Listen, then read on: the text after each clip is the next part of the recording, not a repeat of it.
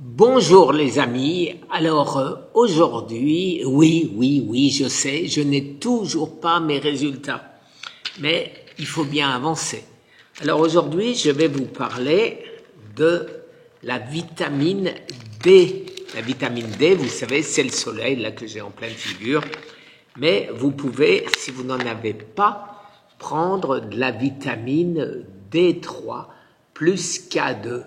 La D3 vous aide à avoir cette vitamine que le soleil normalement nous donne, et la K2 MK7, la variété MK7 de la K2, remet le calcium là où il doit aller. Alors, donc c'est très important. Alors, je vais vous montrer mes différentes manières de prendre ma D3 plus K2.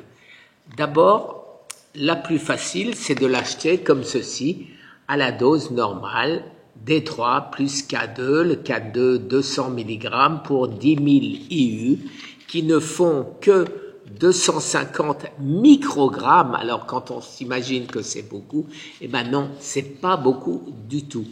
Alors où on la prend, comme celle-ci, avec du coconut oil. Vous voyez, avec du coconut oil. Et quand vous prenez avec du coconut oil, je vous conseille de la garder au congélateur pour que elle ne moisisse pas, elle ne tourne pas et qu'après elle sente le poisson.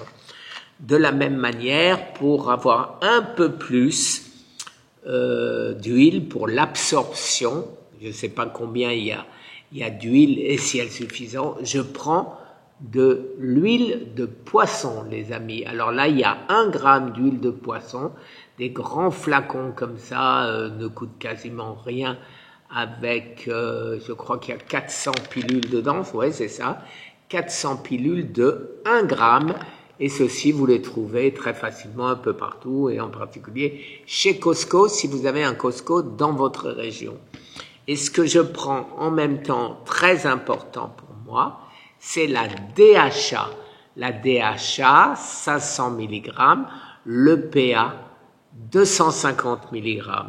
Alors maintenant, ces 3 produits restent au frigo. Mais qu'est-ce que je fais quand je voyage? Eh bien, quand je voyage, j'ai trouvé de la vitamine D3, pareil, 10 000 U, 250 microgrammes. Vous voyez, mais celle-là, c'est sec. C'est des pilules complètement sèches. Il n'y a pas d'huile. Vous voyez, il n'y a absolument pas d'huile dedans. Donc, c'est des pilules normales. Et j'en fais tomber une. À ce moment-là, qu'est-ce qu'il faut que je fasse? Il faut que j'achète la K2 MK7 séparément. Alors la voilà séparée et je prends 200 mg, c'est-à-dire 2 pilules de 100 microgrammes.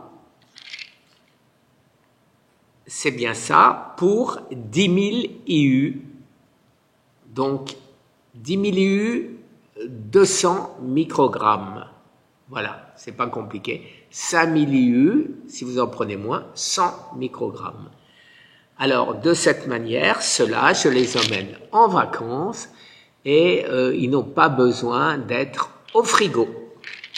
Alors, comment et pourquoi est-ce que je prends ceci? C'est simplement que depuis 7 ans, les études scientifiques montrent la relation entre le cancer de la prostate et probablement tout type de cancer et la D3. La D3, vous savez qu'il y a une part de calcium là-dedans. Et quand on fait le rapport, on se rend compte que le lithotame, le lithostat, l'uronefrex, le pimoside agissent tous sur le calcium. Donc, y aurait-il un rapport entre calcium et cancer? Probablement, encore faut-il trouver lequel. Alors, qui est mon champion? Mon champion, vous le savez, j'en parle souvent, c'est le professeur Campbell. Alors, je vais vous mettre les liens d'études qu'il a faites sur le calcium, non pas le calcium, sur la vitamine D, sur la vitamine D3 et le cancer de la prostate. Alors, il ne dit pas qu'on guérit, et moi non plus, je ne dis pas qu'on guérit avec de la vitamine D3, mais par contre, ce qui est certain, et les études le prouvent, c'est qu'on survit à un cancer, même agressif, de la prostate. Alors oui, c'est très important de le savoir.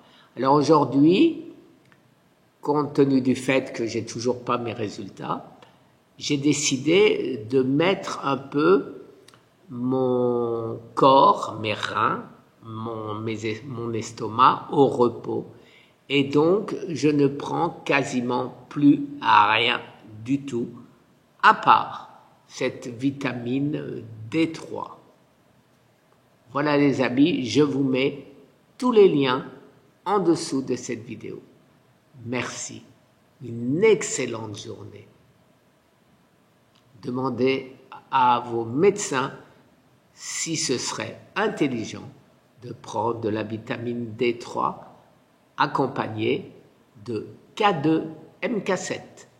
Merci les amis. Une excellente journée. Au revoir.